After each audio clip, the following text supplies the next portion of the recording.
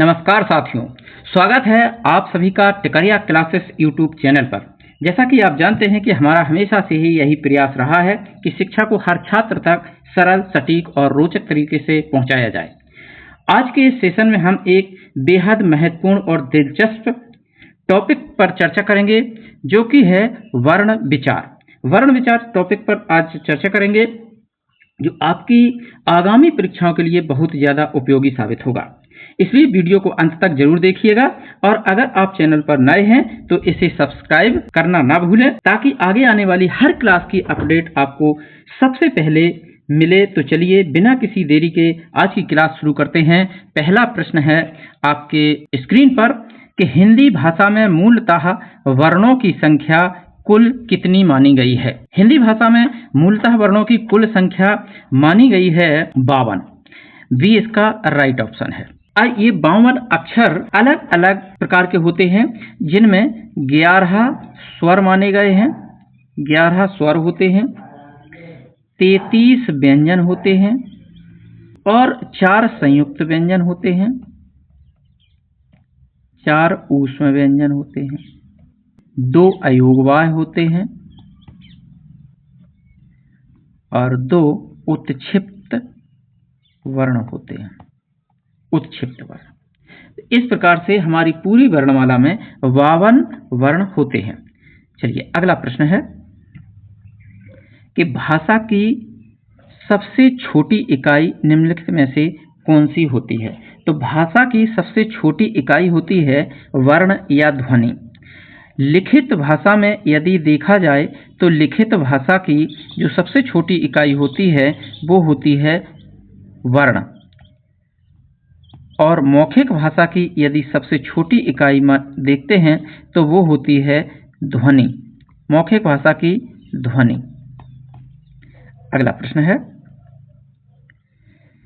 वर्णमाला किसे कहते हैं। ऑप्शन है शब्दों के समूह को, वर्णों के व्यवस्थित समूह को, शब्द रचना को, वाक्य संकलन को। तो इसका राइट आंसर है ऑप्शन बी, वर्णों के व्यवस्थित समूह को वर्णमाला कहा जाता है। अगला प्रश्न है कि हिंदी में स्वरों की कुल संख्या कितनी होती है। तो हिंदी में स्वरों की संख्या 11 होती है। अब ये 11 स्वर होते कौन कौन से हैं। एक तो होता है आ, बड़ा आ, छोटी ई, बड़ी ई, छोटा ऊ, बड़ा ऊ, री, ए, ऐ, ओ, आओ। ये 11 हिंदी वर्णमाला के स्वर होते हैं। नेक्स्ट प्रश्न है कि जिन वर्णों का उच्चारण बिना किसी बाधा या अन्य वर्ण की सहायता से होता है उन्हें क्या कहते हैं। तो जिन वर्णों का उच्चारण बिना किसी अन्य वर्ण की सहायता से होता है उन्हें स्वर कहा जाता है। स्वरों के उच्चारण के लिए किसी अन्य वर्ण की आवश्यकता नहीं होती है, इसलिए सी इसका राइट आंसर है। नेक्स्ट प्रश्न है कि जिन स्वरों के उच्चारण में कम समय लगता है उन्हें क्या कहा जाता है।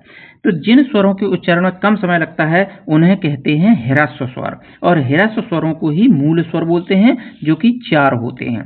पहला होता है छोटा आ, दूसरा होता है छोटी ई, तीसरा होता है छोटा ऊ और चौथा होता है री।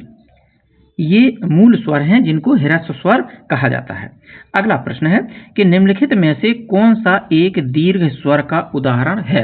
इनमें से दीर्घ स्वर कौन सा है।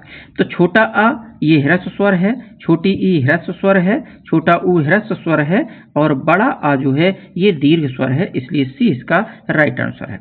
अगला प्रश्न दिया हुआ है। अगला प्रश्न कहता है कि मात्राओं के आधार पर स्वर के कितने मुख्य भेद होते हैं।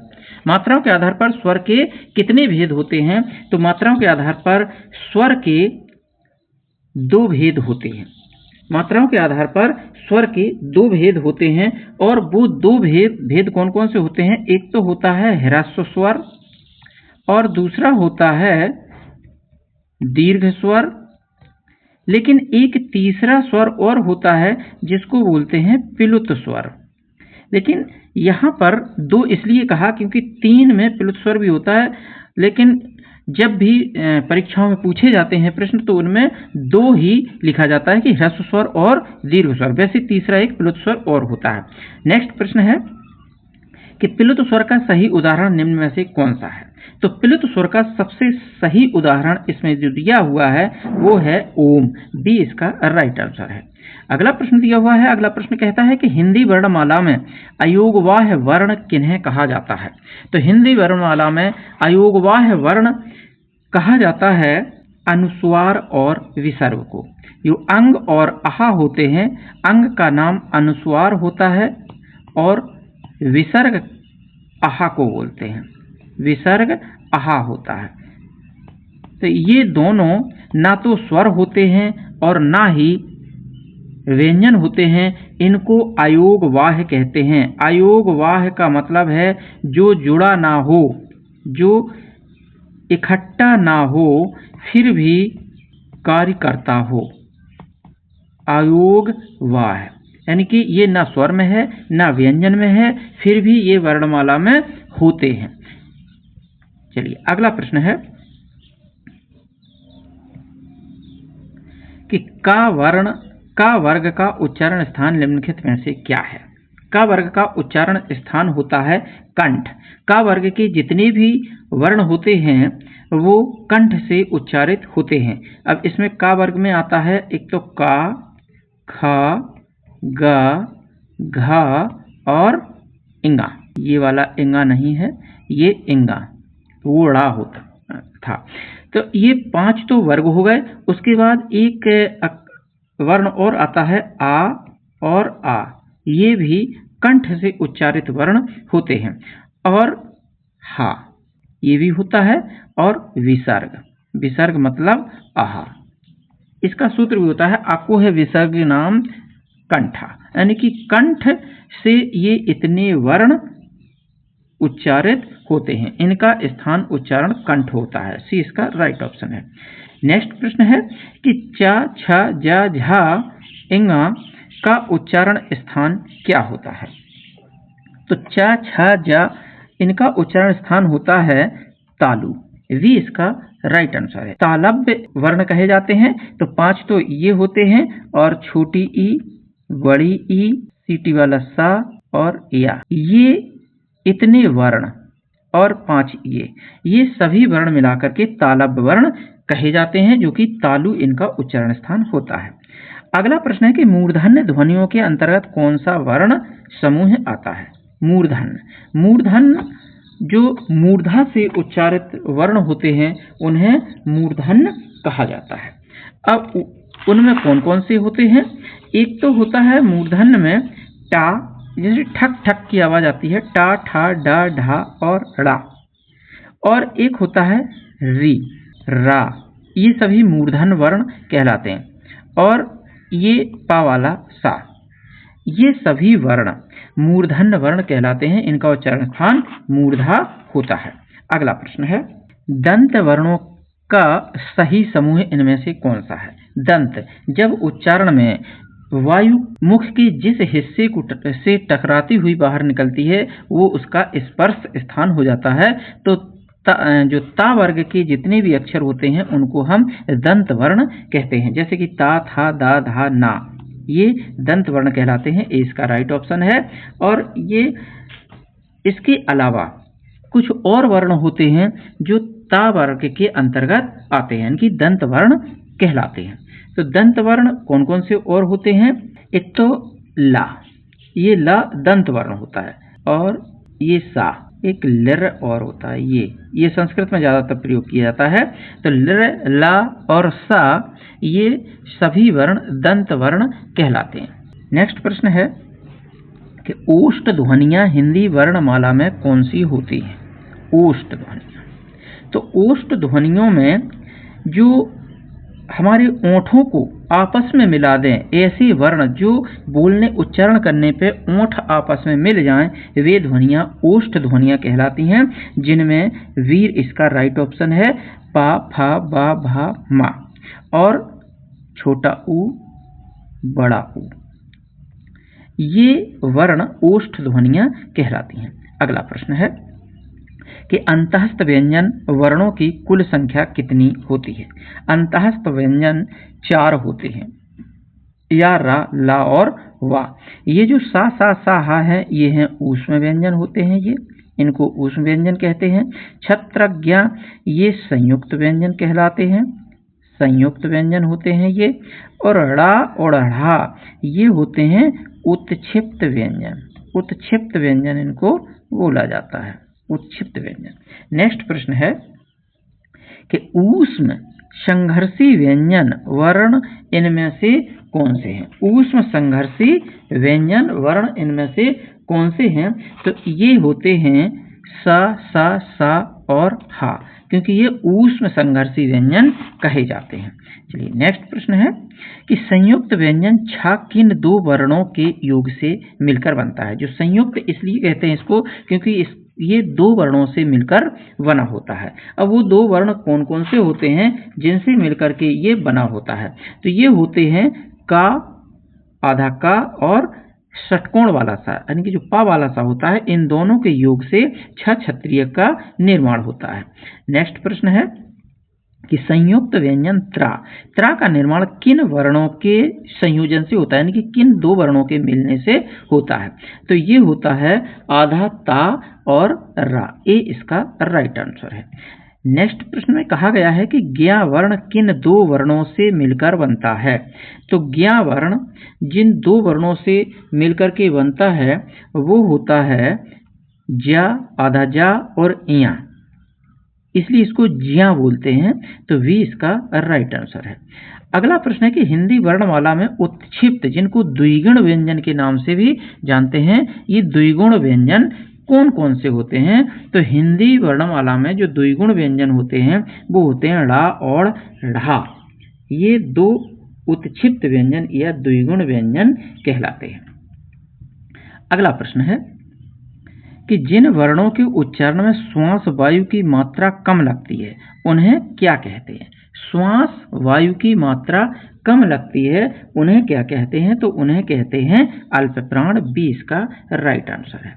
अगला प्रश्न दिया हुआ है। अगला प्रश्न कहता है कि प्रत्येक वर्ग का पहला, तीसरा और 5वां वर्ण क्या कहलाता है? तो पहला, तीसरा और 5वां वर्ण प्रत्येक वर्ग का अल्प प्राण कहलाते हैं, बी इसका राइट आंसर है।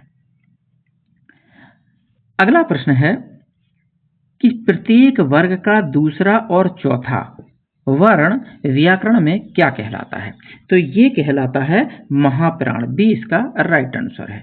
नेक्स्ट प्रश्न दिया है कि उच्चारण के समय स्वर तंत्रियों में कंपन न होने पर कौन से वर्ण उत्पन्न होते हैं?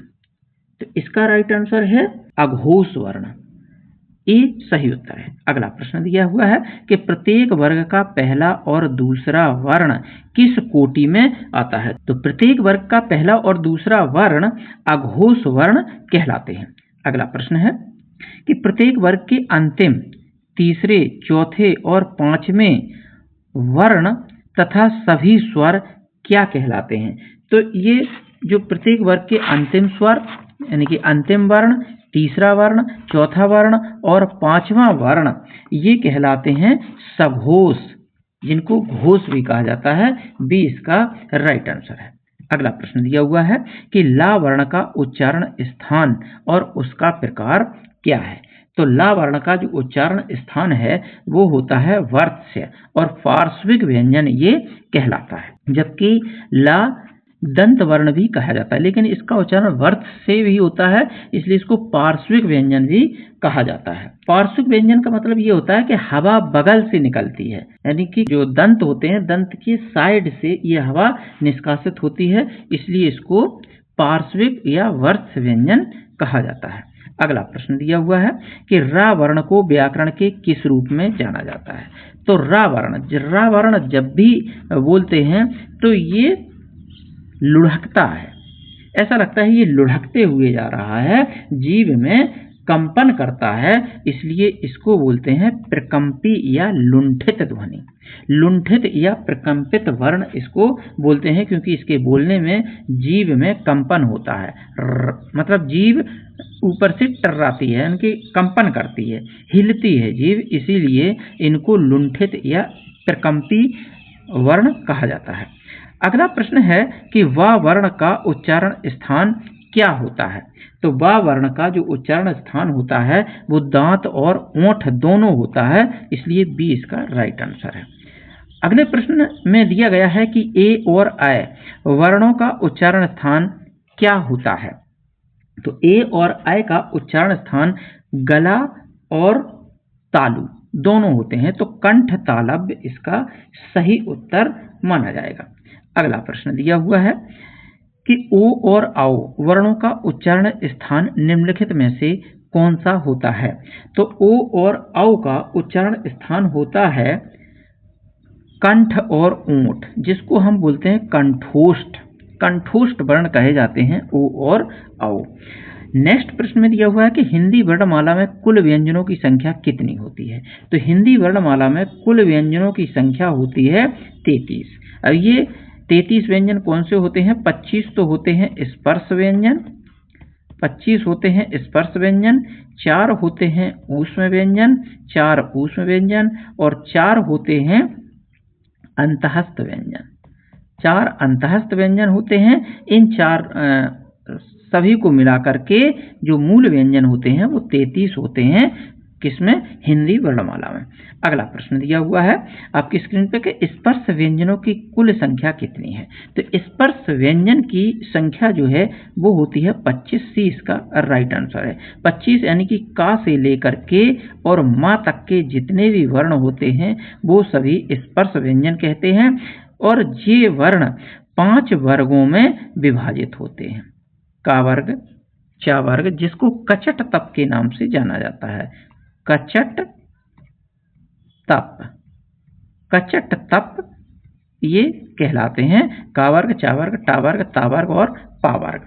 नेक्स्ट प्रश्न है कि अनुस्वार, जो ये अंकी बिंदी होती है ऊपर, इसको बोलते हैं अनुस्वार। का प्रयोग शब्द में किस रूप में किया जाता है?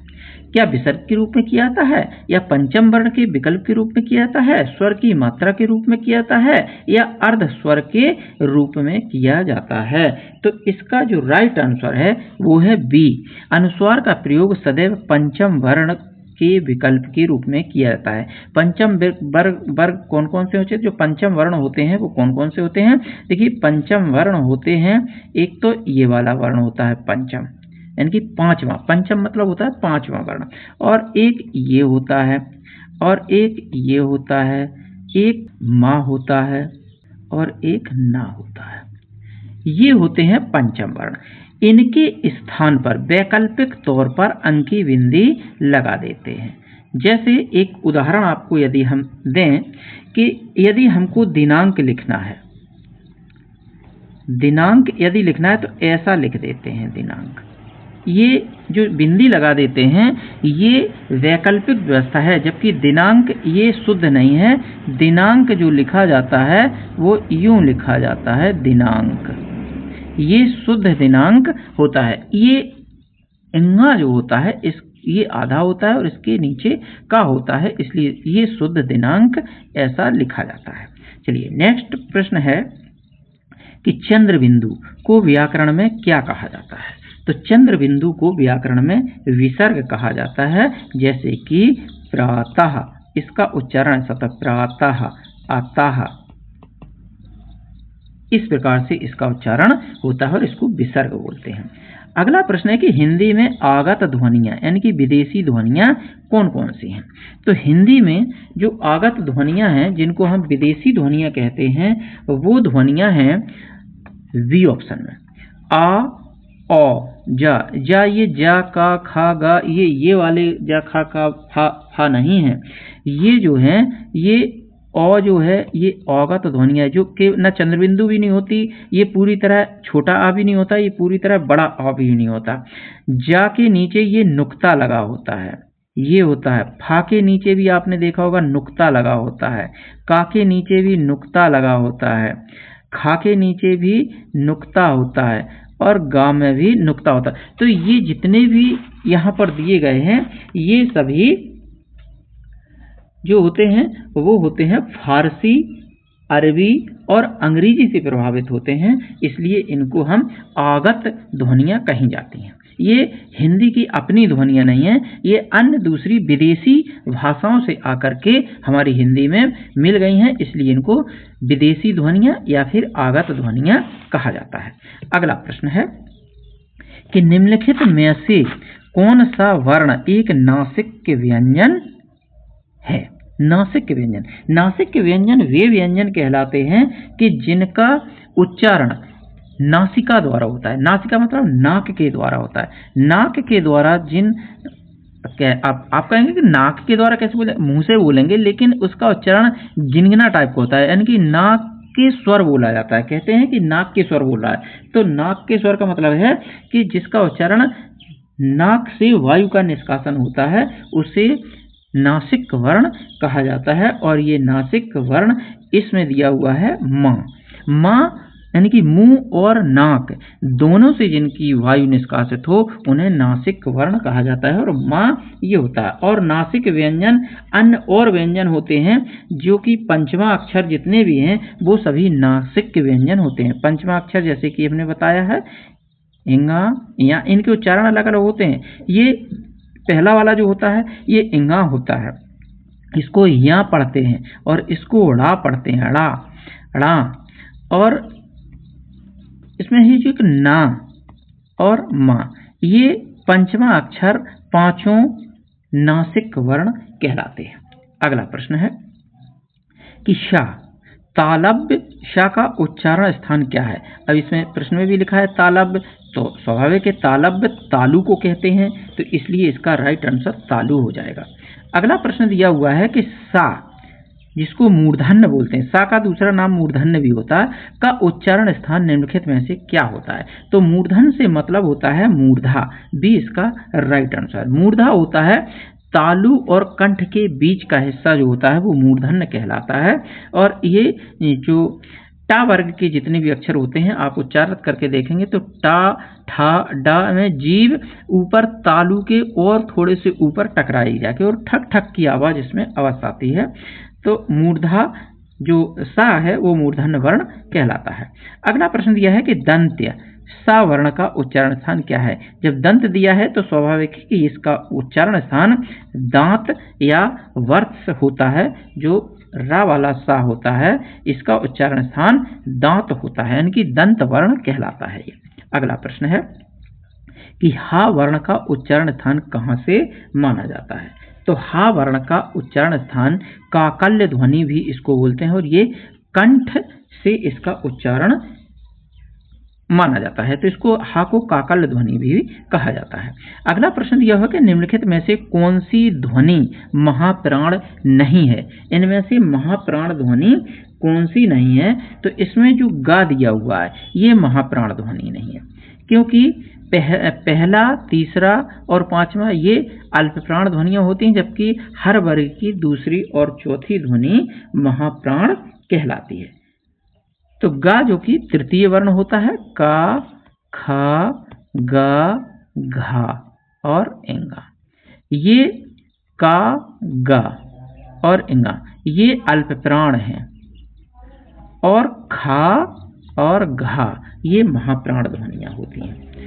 अगला प्रश्न है कि निम्नलिखित में से कौन सा वर्ण अघोष है?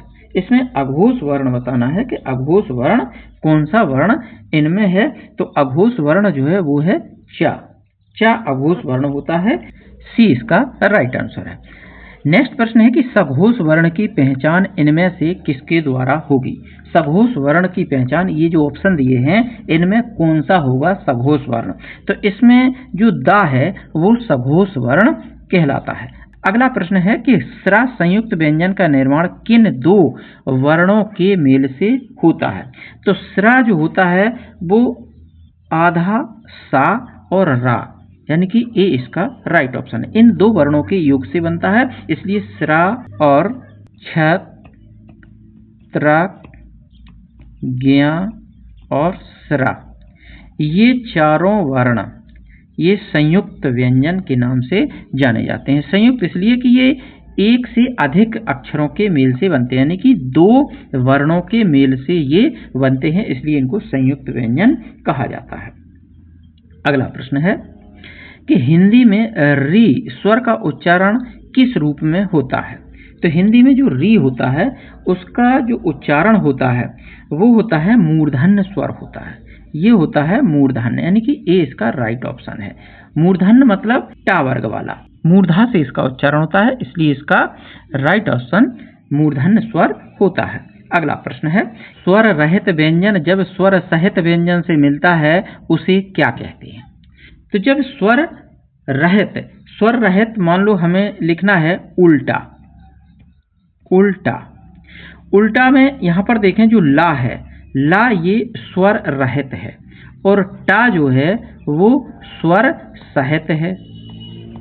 इसमें आ स्वर लगा हुआ है, इसमें स्वर नहीं है, तो उल्टा में ये दोनों ला और टा ये स्वर रहित है, ला और टा है स्वर सहित। जब इस प्रकार के वर्ण आपस में मिलते हैं तो उन्हें हम बोलते हैं संयुक्ताक्षर। इनको गुच्छ भी बोलते हैं, संयुक्ताक्षर या फिर गुच्छ। जैसे कि उल्टा, सल्तनत, इसमें भी ला और ता आया है। इस प्रकार के जो व्यंजन होते हैं उनको हम संयुक्ताक्षर बोलते हैं।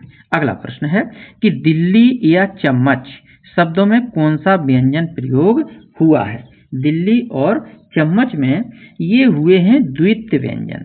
द्वित्व व्यंजन यानी कि समरूप युग्म होते हैं जब एक ही वर्ण दो बार आए, एक बार स्वर रहित आ जाए और दूसरी बार स्वर सहित आ जाए।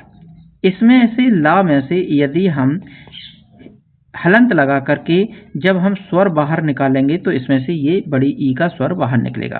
तो एक तो इसमें स्वर रहित है ये वाला ला, और ये ला स्वर सहित है, लेकिन ये समरूप हैं। समरूप मतलब एक ही वर्ण दो बार प्रयोग हुआ है, इसलिए इसको द्वित्व व्यंजन कहा जाता है।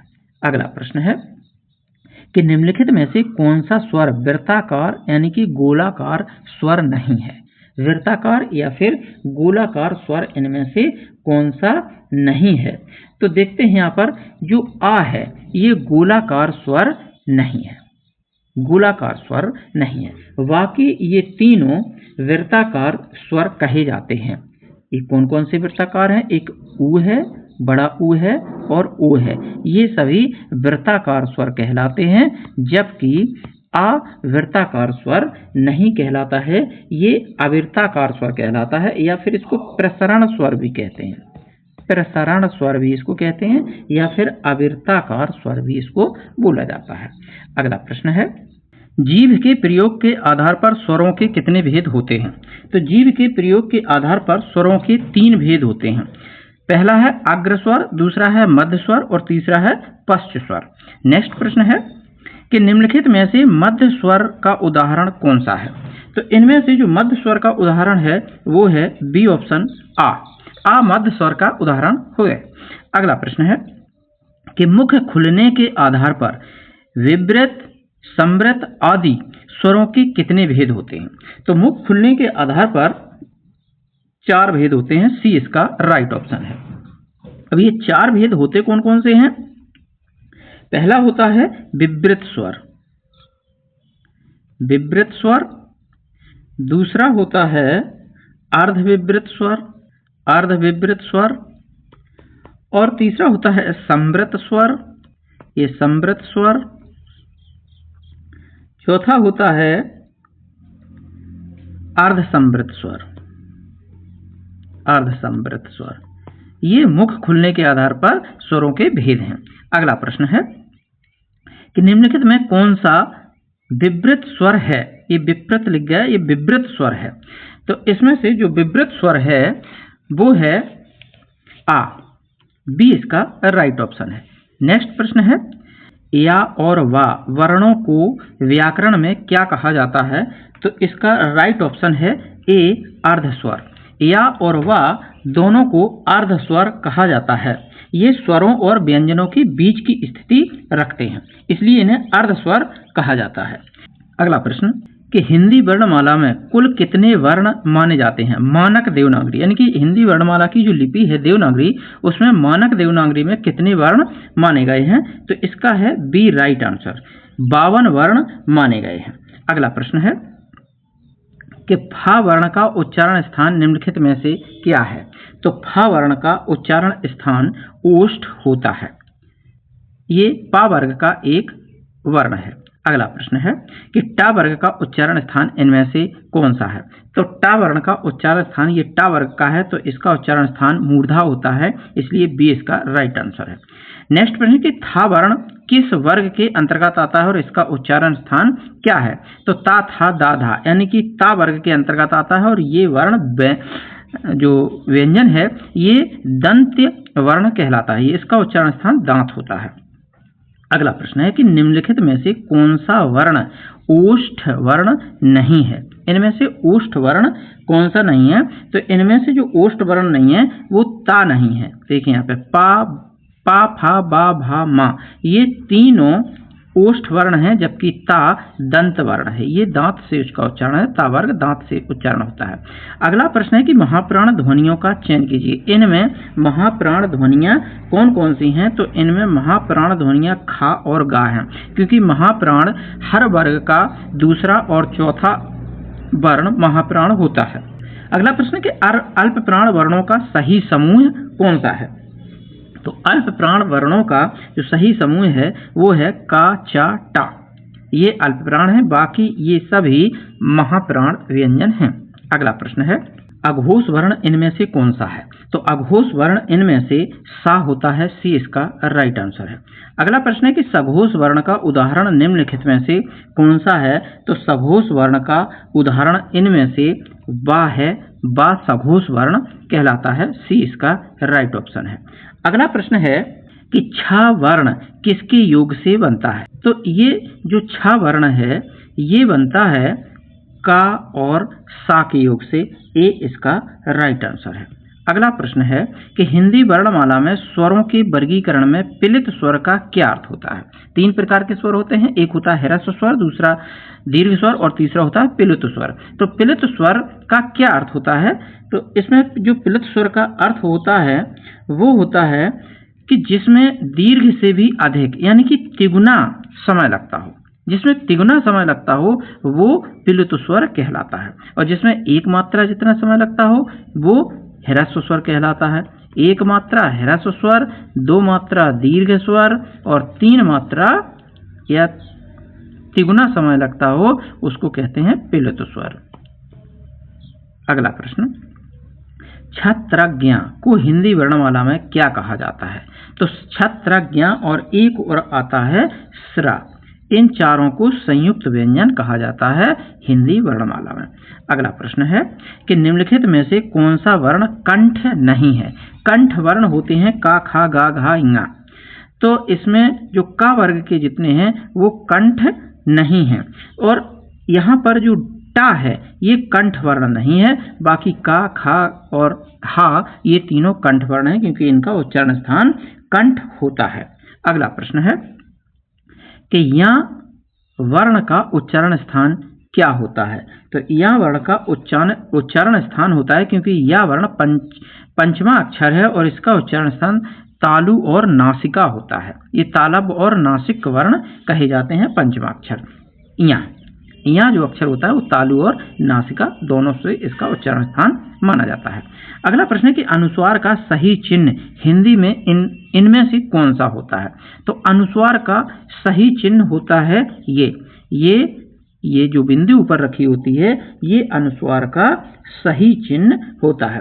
ये जो शिरोरेखा इसको बोलते हैं शिरोरेखा, और शिरोरेखा के ऊपर जो बिंदु होती है उसी को हम अनुस्वार बोलते हैं। अगला प्रश्न कि विसर्ग का प्रयोग मुख्य रूप से किस भाषा के शब्दों में होता है? तो विसर्ग का प्रयोग अक्सर तत्सम शब्दों में होता है। संस्कृत के जो शब्द होते हैं उनमें विसर्ग का बहुत अधिक मात्रा में प्रयोग किया जाता है। अगला प्रश्न है कि निम्नलिखित में से कौन सा वर्ण महाप्राण अघोष दोनों है? जो महाप्राण भी है और अघोष भी है ऐसा कौन सा वर्ण है इनमें से? तो इनमें से खा एक ऐसा वर्ण है जो महाप्राण भी है और अघोष भी है।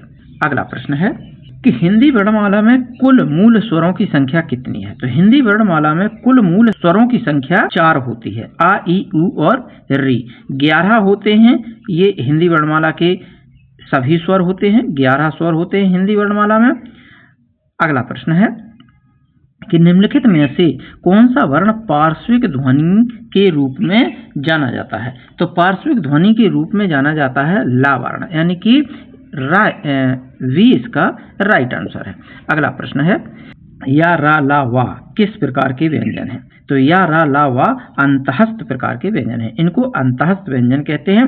ऊष्म व्यंजन होते हैं तीनों सा और हा, ये ऊष्म व्यंजन कहलाते हैं। स्पर्श व्यंजन होते हैं 25 का से लेकर के मा तक, और आगत ध्वनियां होती हैं जैसे कि ये अ हो गया, ये फा के नीचे ये बिंदी नुक्ता वाली ये आगत ध्वनियां कहलाती हैं। अगला प्रश्न है कि उच्चारण स्थान की दृष्टि से दंत वर्ण इनमें से कौन सा है?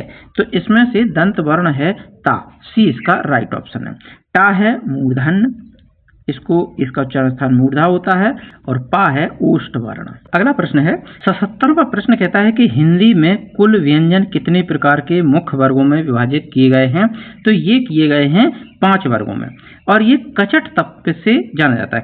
का से का वर्ग हो गया, चा से चा वर्ग, टा से टा वर्ग, ता से ता वर्ग और पा से पा वर्ग। जी इसका राइट आंसर है। अगला प्रश्न है कि निम्नलिखित में से कौन सा शब्द वर्ण विच्छेद का सही उदाहरण प्रस्तुत करता है? यहाँ पर कमल लिखा हुआ है, कमल लिखा हुआ है। अब कमल का यदि हम वर्ण विच्छेद करें तो का में हलंत लगा करके इसमें से हमने स्वर बाहर निकाल लिया, फिर माँ में हलंत लगा करके इसमें से भी स्वर हमने बाहर निकाल लिया, फिर ला में हलंत लगा करके इसमें भी हमने आ यानी कि स्वर बाहर निकाल लिया। अब देखते हैं ये सही वर्ण विच्छेद हुआ, ये है बी ऑप्शन में। तो B option is right option है। ये माँ में और ला में इसमें हलंत मिसप्रिंट है, इसमें हलंत लगेगा तभी ये सही माना जाएगा। अगला प्रश्न है कि वर्णों के समुदाय या व्यवस्थित रूप को क्या कहते हैं? तो वर्णों के समुदाय या व्यवस्थित रूप को वर्णमाला कहा जाता है। अगला प्रश्न है कि निम्नलिखित में से संघर्षी ऊष्म व्यंजन कौन सा नहीं है? तो संघर्षी ऊष्म व्यंजन 4 होते हैं, सा और हा। तो इसमें जो वा है वह ऊष्म संघर्षी व्यंजन नहीं है। अगला प्रश्न है कि ओष्ठ ध्वनि का सही उदाहरण इनमें से कौन सा है? तो ओष्ठ ध्वनि जो जिनका उच्चारण ओष्ठ हो ऐसा कौन सा है? तो इसमें बा जो है वो ओष्ठ ध्वनि है, ए इसका राइट आंसर है। 82वां प्रश्न है कि निम्नलिखित में से कौन सा वर्ण मूर्धन्य ध्वनि है? तो मूर्धन्य ध्वनि इसमें ठा है, बाकी ये मूर्धन्य ध्वनि नहीं है। था जो दंत ध्वनि है, फा ओष्ठ ध्वनि है, और छा कंठ ध्वनि है, जबकि ठा मूर्धन्य ध्वनि है, इसलिए ए इसका राइट आंसर है। नेक्स्ट प्रश्न है कि तालव्य व्यंजन वर्णों का सही युग्म कौन सा है? जो तालु जिनका उच्चारण स्थान होता है वो कौन सा वर्ग है इसमें? तो वो वर्ग है चा और छा, ए इसका राइट आंसर है। यानी कि चा वर्ग के जितने भी वर्ण होते हैं वो तालव्य वर्ण कहे जाते हैं। अगला प्रश्न है कि हिंदी भाषा में कुल दीर्घ स्वरों की संख्या कितनी मानी जाती है? तो हिंदी वर्णमाला में कुल दीर्घ स्वरों की जो संख्या मानी जाती है वो 7 मानी जाती है। अब ये 7 दीर्घ स्वर होते कौन कौन से हैं? एक तो होता है बड़ा आ, एक होती है बड़ी ई, एक होता है बड़ा ऊ, ये तो हो गए मूल दीर्घ स्वर। इसके बाद एक होते हैं, इसमें भी 2 प्रकार के होते हैं, संयुक्त दीर्घ स्वर, ए, आए, ओ और आओ, ये होते हैं संयुक्त दीर्घ स्वर। आओ, इनको संयुक्त दीर्घ स्वर बोलते हैं। तो ये 3 तो हैं मूल दीर्घ स्वर और 4 हैं संयुक्त दीर्घ स्वर। अब ये संयुक्त दीर्घ स्वर इसलिए कहते हैं कि ये 2 स्वरों के मेल से बनते हैं। देखते हैं आइए कौन से 2 स्वरों के मेल से ये बनते हैं। आइए इनको थोड़ा सा समझ लेते हैं कि ए संयुक्त दीर्घ स्वर है। यदि कभी ऑप्शन में ये आता है कि ओ, आए, ए ये तीनों दिए गए हैं और एक बड़ा आ दिया गया है और पूछा जाए कि दीर्घ स्वर कौन सा है, तो उसमें बड़ा आ दीर्घ स्वर होगा।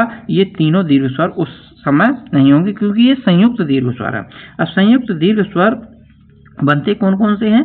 देखिए, एक तो आ और ई, आ और ई दोनों मिलकर के ए बनाते हैं, और आए जो बनता है वो बनता है आ प्लस ए, ये दोनों मिलकर के आय बनाते हैं। अब ओ कौन सा दो स्वरों से मिलकर बनता है? ये मिलकर बनता है आ और उ, ये दोनों स्वरों को मिलकर के ओ बनता है। और औ किन स्वरों से मिलकर बनता है? औ, यहां लिखते हैं औ। औ के जो दो स्वर होते हैं वो होता है आ और प्लस ओ, इन दो स्वरों से मिलकर के औ बनता है, इसलिए ये संयुक्त दीर्घ स्वर हैं 4, जबकि 3 मूल दीर्घ स्वर हैं। प्रश्न में क्या पूछ रहा है कि हिंदी भाषा में कुल दीर्घ स्वरों की संख्या, तो कुल दीर्घ स्वरों की संख्या 7 होती है। नेक्स्ट प्रश्न है कि निम्नलिखित में से कौन सी ध्वनि अल्प प्राण है? तो अल्प प्राण ध्वनि इसमें बताना है, तो अल्प प्राण ध्वनि इसमें जो है वो है द, सी इसका राइट आंसर है। अगला प्रश्न है निम्नलिखित में से कौन सा वर्ण सघोष नहीं है? तो सघोष वर्ण का नहीं है, ये इसका राइट ऑप्शन है। अगला प्रश्न है कि ज्ञ वर्ण का सही वर्ण विश्लेषण इनमें से कौन सा है? ज्ञ का सही वर्ण विश्लेषण, तो देखिए ज्ञ का यदि हम वर्ण विच्छेद करें तो ज्ञ का वर्ण विच्छेद करने में क्या होगा कि एक तो आधा जा और फिर या, ये वाला या होता है, और प्लस इसमें भी हलंत यदि लगा के इसका भी स्वर बाहर निकाल दें तो ये वाला जो इसका सही वर्ण विच्छेद हो जाएगा। अब इसमें देखते हैं कौन सा है, तो इसमें है ए, इसमें हलंत लगेगा या, तब ये सही माना जाएगा, ए इसका राइट आंसर है।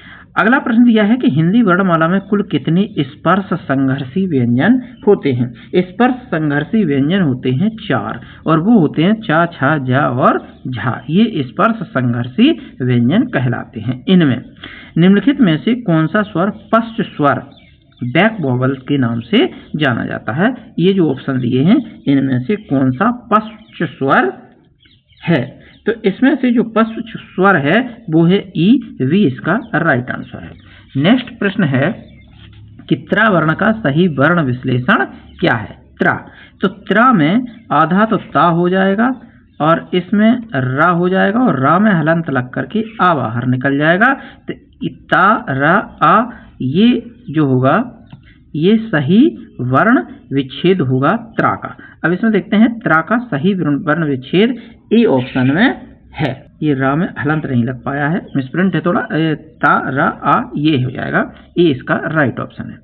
अगला प्रश्न दिया है कि हिंदी वर्णमाला में अंग और आहा को क्या कहा जाता है? तो हिंदी वर्णमाला में अंग और आहा को अयोगवाह कहा जाता है। अगला प्रश्न है कि उच्चारण के आधार पर हिंदी में कुल ध्वनियों वर्णों के कितने मुख्य भेद होते हैं?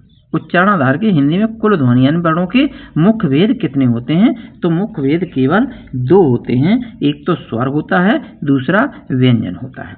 अगला प्रश्न दिया हुआ है कि निम्नलिखित में से कौन सा वर्ण दंतोष्ठ ध्वनि है?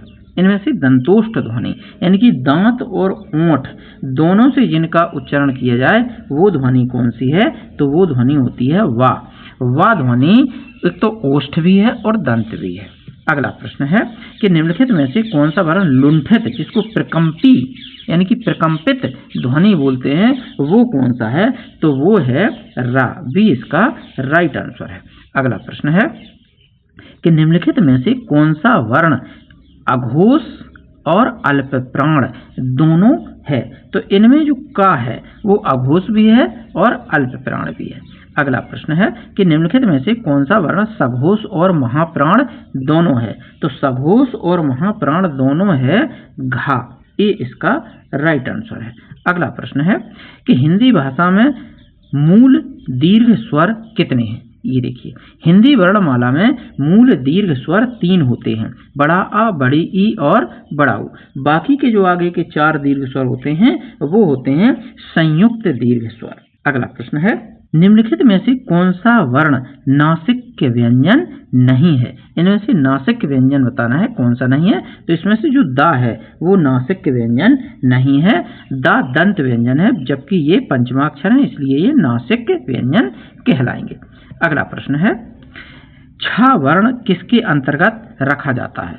तो छ वर्ण इनमें से संयुक्त व्यंजन के अंतर्गत रखा जाता है। ए इसका राइट आंसर है। और आज के वीडियो का ये अंतिम प्रश्न है 100वां कि हिंदी वर्णमाला का अंतिम मानक व्यंजन वर्ण कौन सा है? तो वो अंतिम मानक व्यंजन वर्ण जो है वो होता है हा। ए इसका राइट आंसर है। अंतिम मुख्य व्यंजन है छत्रज्ञ जो कि संयुक्त हैं। ये जो छत्रज्ञ जो दिए गए हैं ये संयुक्त व्यंजन है, जबकि अंतिम मानक व्यंजन जो है वो हा होता है।